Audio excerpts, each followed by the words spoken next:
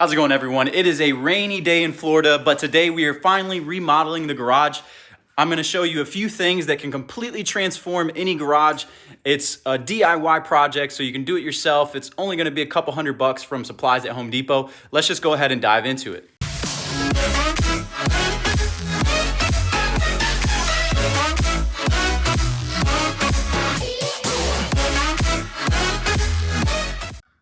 Okay, so I've done a terrible job at filming the process, but first thing I did was I painted the concrete walls. I painted that with just some cheap paint from Walmart. I'll go ahead and put the link in the description. It was $10 a can. I then used some black paint because I think like a grayish blue with a black ceiling. I just think that is really cool. Then we have some LED 8-foot shop lights from Amazon. There's actually a pair. Let me turn the lights on. Don't know how well that's gonna come out in camera, but we have a pair over there and a pair over here.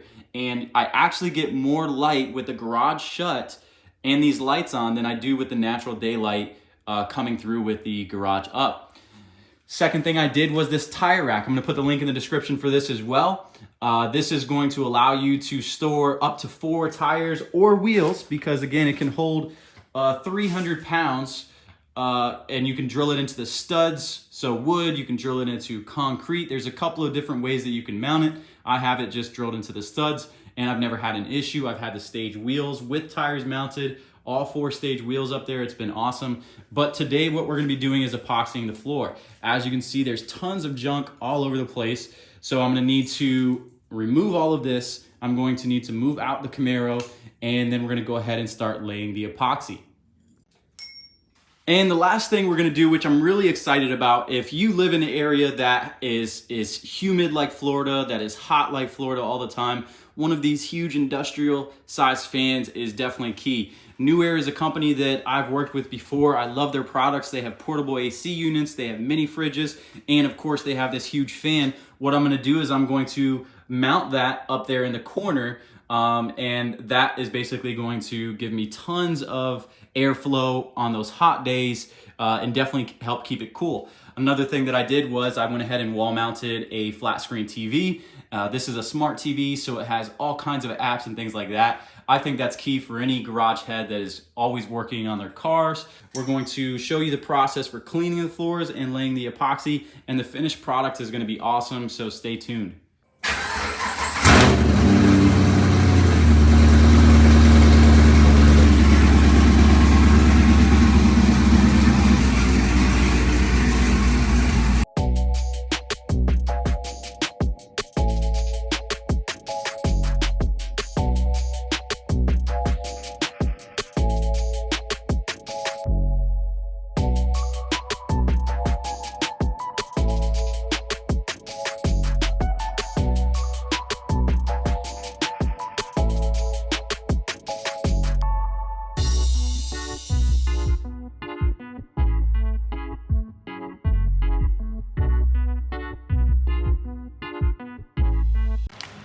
All right, so we're gonna start with etching.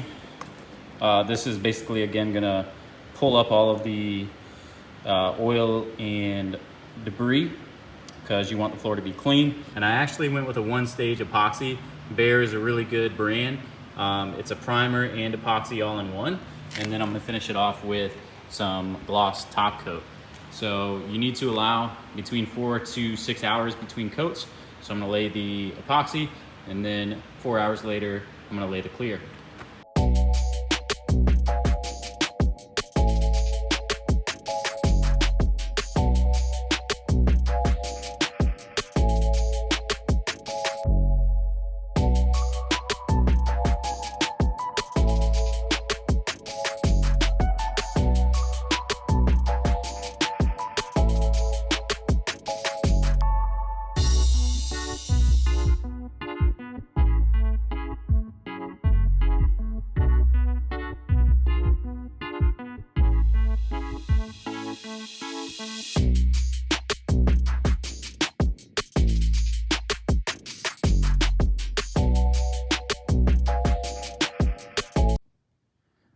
So as you can see, the floor has been all prepped.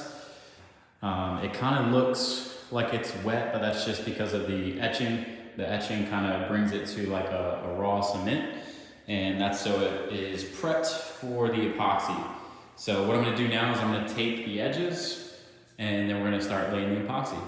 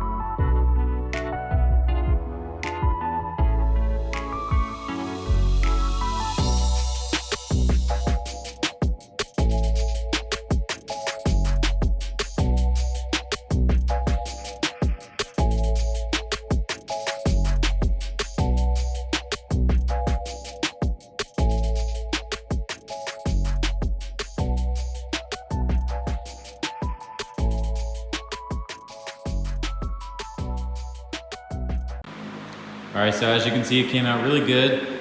I'm gonna go ahead and lay the clear. I've been using the fan. It is literally 4 in the morning, but I wanted to make sure that I laid down the clear.